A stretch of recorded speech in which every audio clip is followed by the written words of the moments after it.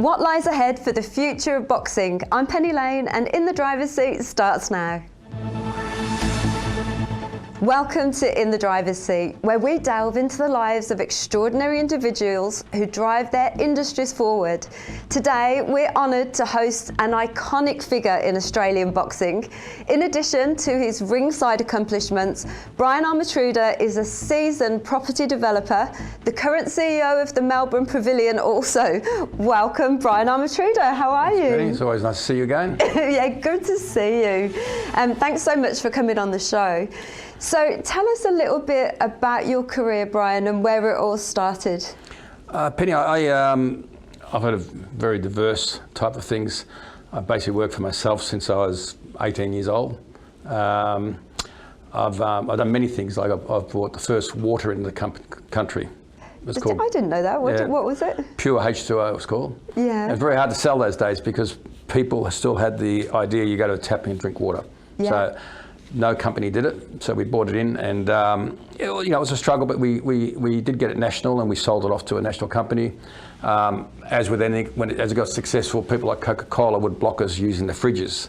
Yes. So obstacles come up that we had, and you'd have logistics. If someone wants to buy a box of water in Frankston, it's 40 k's away. It doesn't make sense to do it because you'd lose on the scale of transport. So we had to get over a lot of things we didn't anticipate. Yeah. But we put it into Coles, and it went quite well, and it expanded, and from then on it we obviously got it national, and we sold it. That's so good. You really have had an interesting career.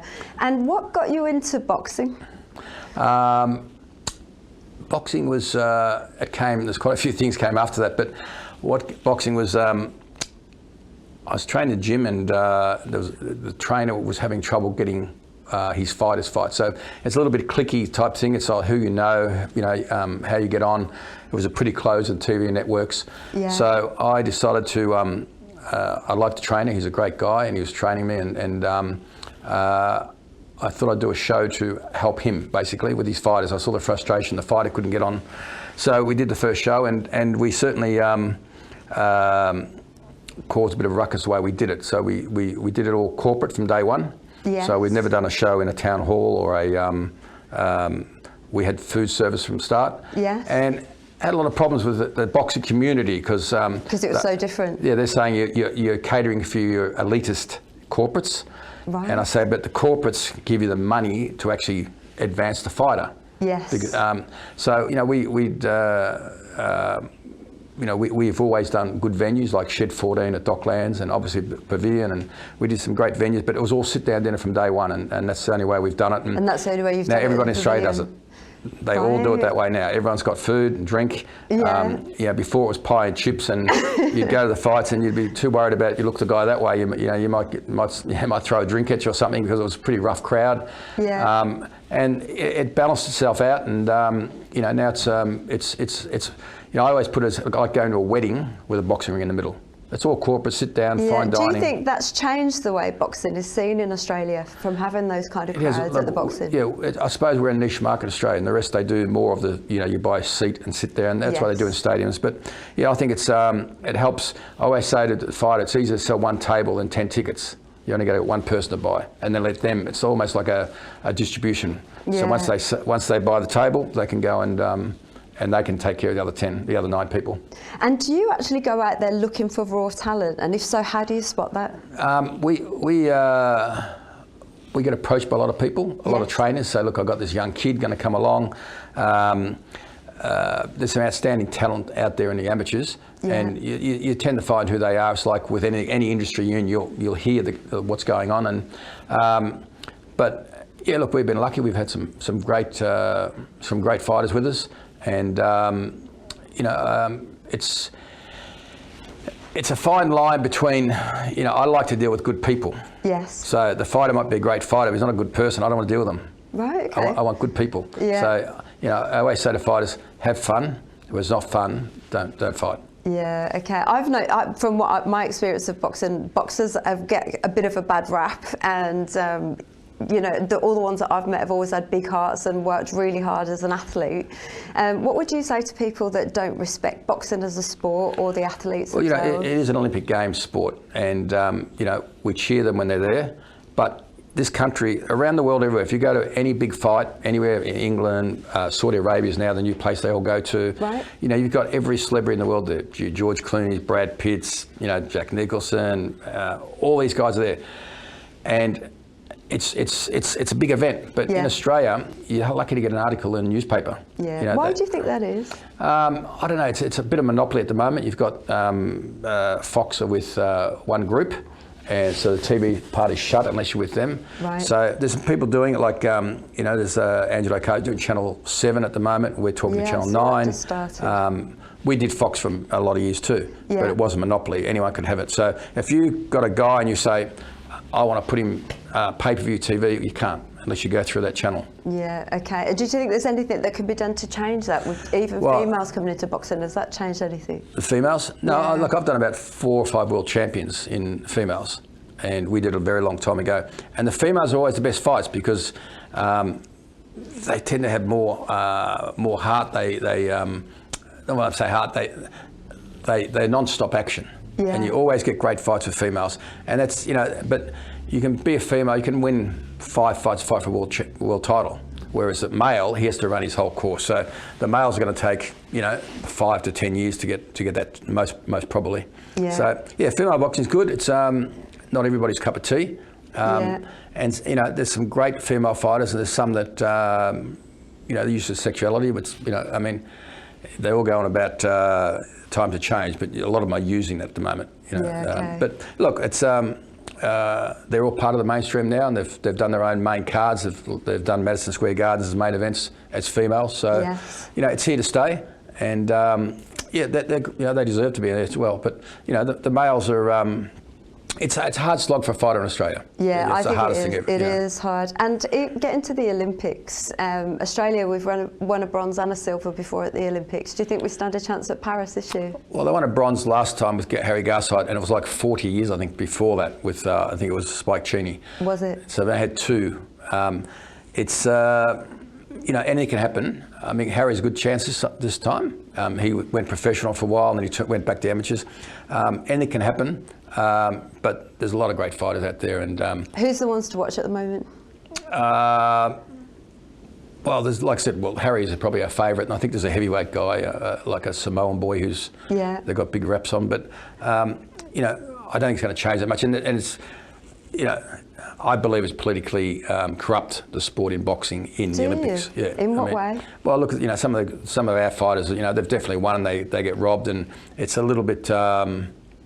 Yeah, I don't think it's going to change that much, but you know, hopefully we'll get 1 or 2 medals this year. Hopefully. What would you say to any mums that are thinking when their kids want to get into boxing? I've got my little boy is almost 10, and I'm sure he would love to get into boxing.